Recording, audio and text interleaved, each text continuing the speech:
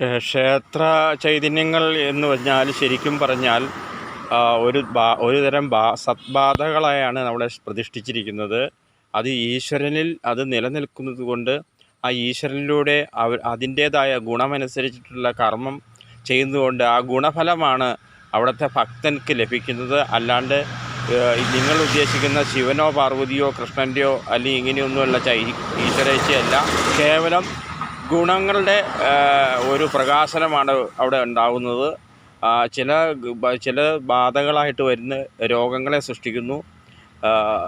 ഇങ്ങനെയുള്ള രോഗങ്ങളെ സൃഷ്ടിച്ച് ഈ ബാധകൾ, ക്ഷേത്രബാധകൾ ശരീരത്തിൽ കയറുകയും അത് പല പല ദുരിതങ്ങളെ സൃഷ്ടിക്കുകയും ചെയ്യുമ്പോൾ അതിന് പരിഹാരമായിട്ട് ആത്മീയ സേവന വിഭാഗത്തിൽ നിർഗുണ നിരാകാര ഭക്തിയെ ശരിയായ ഈശ്വരൻ്റെ ഒക്കെയുള്ള വഴിയാണിത്. അപ്പോൾ ആ ഈശ്വരനിൽ അഹങ്കാരങ്ങൾ ചേർന്നാണ് ബ്രഹ്മ വിഷ്ണു മഹേശ്വരന്മാർ പോലും അതെല്ലാം സൃഷ്ടിയിൽപ്പെട്ടതാണ്. സൃഷ്ടിക്ക് മുമ്പുള്ള ആ ചൈതന്യത്തിൽ നിന്നും ഇതിന് പരിഹാരം കണ്ടെത്തി രോഗങ്ങളിൽ നിന്ന് നിങ്ങളെ രക്ഷിക്കുന്നതിന് ഉടൻ തന്നെ ആത്മീയ സേവന വിഭാഗവുമായി ബന്ധപ്പെടേണ്ടതാണ്.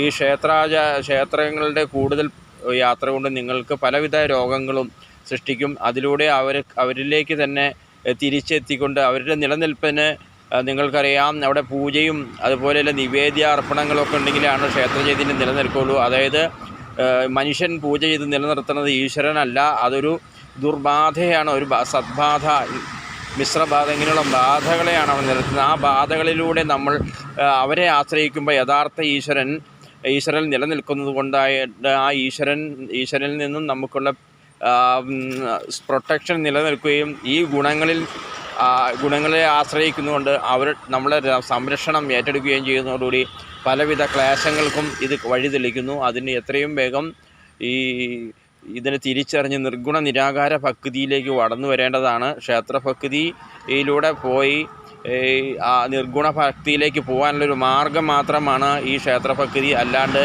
ഈ പറയുന്ന ഒരു സംഗതിയും അവിടെ ഇല്ല എന്നറിയിക്കുന്നു.